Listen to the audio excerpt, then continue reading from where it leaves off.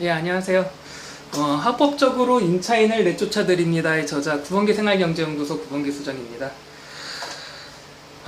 초록빛 책공방 윤주영 대표님의 부탁으로 영상을 찍게 되었습니다. 곧장 본론으로 들어가겠습니다. 젠트리피케이션, 그러니까 임차인 쫓겨남 현상은 왜 생기는 걸까요? 어려운 말 할 거 없죠. 돈 때문입니다. 누군가가 이런 생각을 하는 겁니다.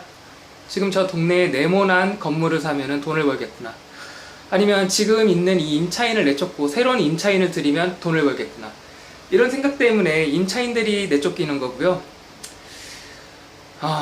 우리들이 말하는 그 젠트리피케이션, 임차인 내쫓김 현상이 생겨나는 겁니다. 그러니까 한편으로는 이 임차인 내쫓김 현상 한편으로는 누군가가 지금 돈을 벌고 있다는 거죠.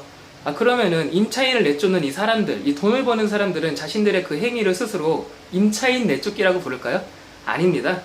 그 사람들은 자신들의 행위를 이렇게 부릅니다. 상가 재테크. 익숙한 용어죠. 상가 재테크의 방식은 간단합니다. 임차인들의 권리금을 착복하는 겁니다. 자, 예로서 설명드리겠습니다. 자, 여기 지금 상가 건물이 하나 있습니다. 이걸 제 건물이라고 해보겠습니다. 1층에 커피숍이 있어요. 네, 커피숍이 장사를 잘해서요. 권리금이 1억이 형성돼요. 글씨가 좀 뒤집히는데 양해 바랍니다. 권리금이 1억 형성되면 저는 이런 생각을 하죠. 이 권리금 빼앗자. 빼앗을 수 있냐고요? 간단합니다. 모든 법률에는 빈틈이 있기 마련입니다. 그 빈틈을 10분 활용해서 합법적으로 임차인을 내쫓는 거죠. 자, 제가 건물주예요. 자, 이렇게 임차인 A를 내쫓습니다. 자, 임차인 A를 내쫓으면은 이 해당 건물 공간에 공간이 비겠죠? 그럼 이 공실에는 권리금이 없어지느냐? 그게 아닙니다. 바닥 권리금이라고 해서 제가 임차인 B에게, 새로 들어온 임차인 B에게 1억 원을 받아 챙길 수 있습니다. 자, A가 마땅히 받아야 할 건데 제가 받아 챙겼죠? 그리고 제가 가만히 있느냐? 아니죠. 임차인 B가 한 1, 2년 정도 장사를 하고 있으면 또 내쫓습니다. 그래서 임차인 C에게 다시 1억을 받습니다. 합이 2억이죠? 이렇게 10번 하면 10억입니다. 돈 벌기 쉽죠? 이렇게 임차인 내쫓기 방법에는, 그러니까 권리금을 착복하는 방법에는 총 3가지 종류가 있습니다. 첫째, 말 그대로의 임차인 내쫓기, 말 그대로의 권리금 빼앗기. 제가 지금 설명드린 게 첫 번째 방법입니다. 노골적으로 접근하는 거예요. A한테 줄 거를 나한테 줘 라고 해서 중간에 끼어들어서, 권리금 시장의 중간에 끼어들어서 바닥 권리금을 받아 챙기는 거죠. 근데 이건 티가 너무 나지 않습니까? 그래서 두 번째 방법이 있습니다. 두 번째 방법은 직접 장사의 권리금 빼앗기입니다. 두 번째 방법은 우선 권리금을 빼앗지는 않습니다. 대신 임차인이 갖고 놓은 이 공간을 빼앗습니다. 이렇게 말하는 거죠. 내가 장사할 거니까 넌 꺼져.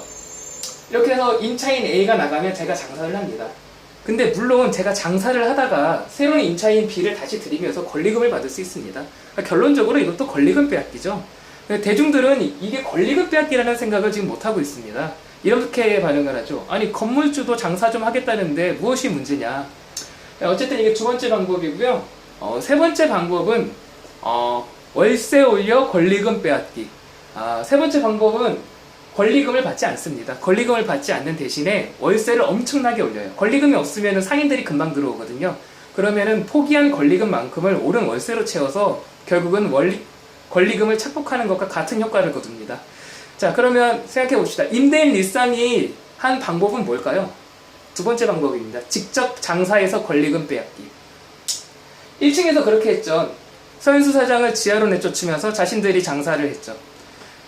근데 임대인 리쌍 지지자들이 임대인 리쌍은 선하다, 이런 건물주가 세상에 어디 있느냐라고 주장을 펼치면서 드는 근거가 있어요. 1억 8천만 원 보상금을 줬다는 건데요. 근데 사실 부동산 투자라든지 부동산 경매를 공부하신 분들은 이 임대인 리쌍이 임차인 서윤수 사장에게 준 그 보상금 1억 8천만 원의 정체가 뭔지를 압니다. 사실 그건 보상금이 아닙니다. 지금 혹시 시청하시는 분들 중에 부동산 경매 공부하신 분들은 바로 아실 거예요.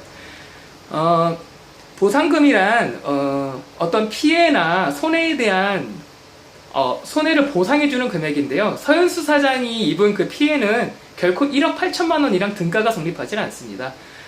그러면은 1억 8천만 원을 리쌍을 왜 주었느냐? 준 이유가 있습니다. 어차피 치러야 할 돈이어서 그렇습니다. 이런 식이 성립하거든요. 계산기를 두들깁니다. 그 부동산 투자자들은요, 경매로 집을 사거나 아니면 어떤 건물을 취득하게 되면요, 이런 계산을 합니다. 여기 살고 있는 임차인을 내쫓아야 되는데 강제 경매를 해서 내쫓을까? 아니면 이사비를 줘서 내쫓을까? 어느 게 더 쌀까? 더 저렴한 방법을 택하는 겁니다. 그러니까 보세요. 글자가 뒤집히는 거는 좀 양해 바랍니다. 강제 집행 비용 등 이사비. 그러니까 강제 집행 비용이 더 비싸면은요, 그냥 합의를 보는 거예요. 이사비를 줘서 나가라. 그런데 강제 집행 비용보다 이사비를 더 달라고 하잖아요. 그러면 그냥 강제 집행을 해버리는 겁니다. 그러니까 임대인 일상한테는 1층에서가 전자 이사비가 더 쌌던 거죠. 강제 집행을 하는 것보다. 그래서 이사비를 줬던 거고요. 1억 8천만 원에. 지하층, 지층에서는 강제 집행 비용이 훨씬 더 이사비보다 쌌던 겁니다. 그래서 그냥 1층에서는 이사비를 줬고 지층에서는 이사비를 주지 않은 겁니다. 근데 여기 보면 강제 집행 비용 등이죠. 등이라는 글자가 있죠. 강제 집행 비용에 등이라는 글자를 붙이는 이유가 있습니다.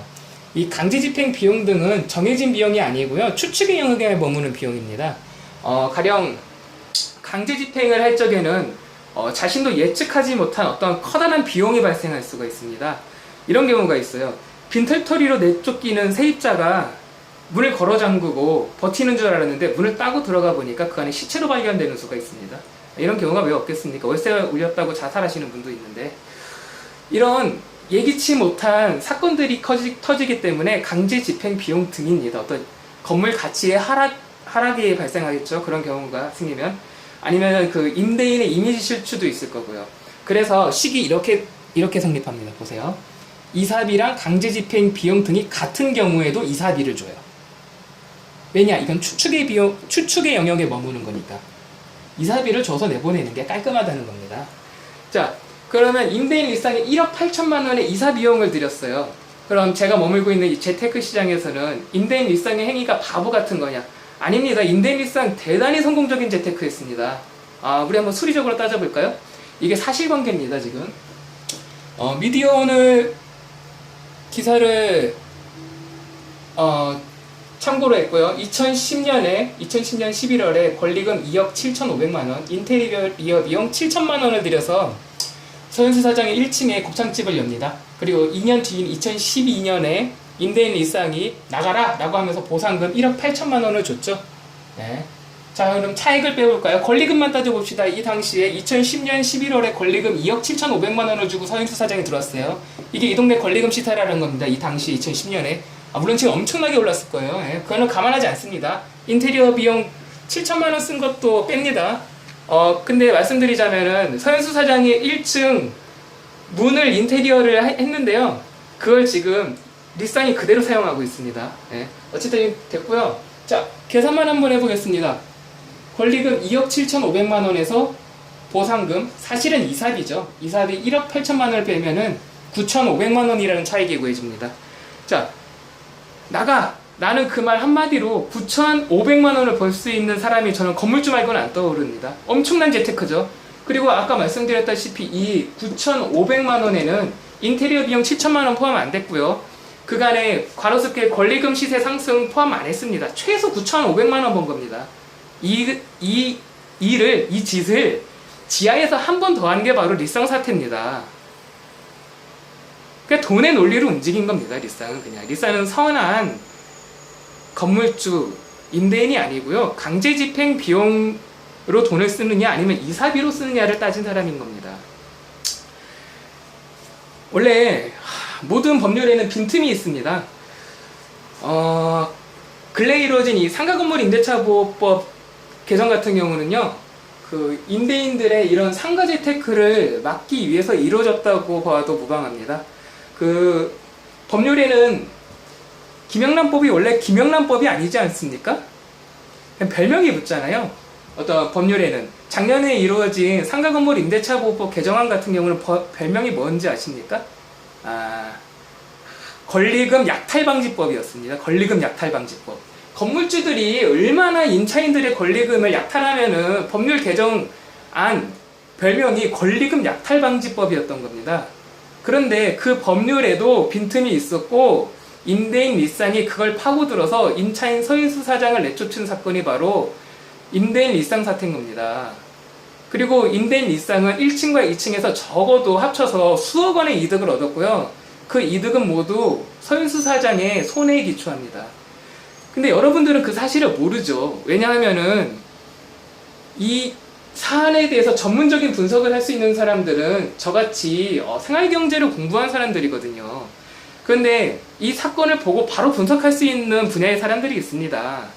매일경제, 한국경제신문 기자들 알거든요. 이 생리에 대해서. 근데 속칭 진보 언론 한겨레, 프레시안 이거 분석 못 하거든요. 한번 살펴보세요.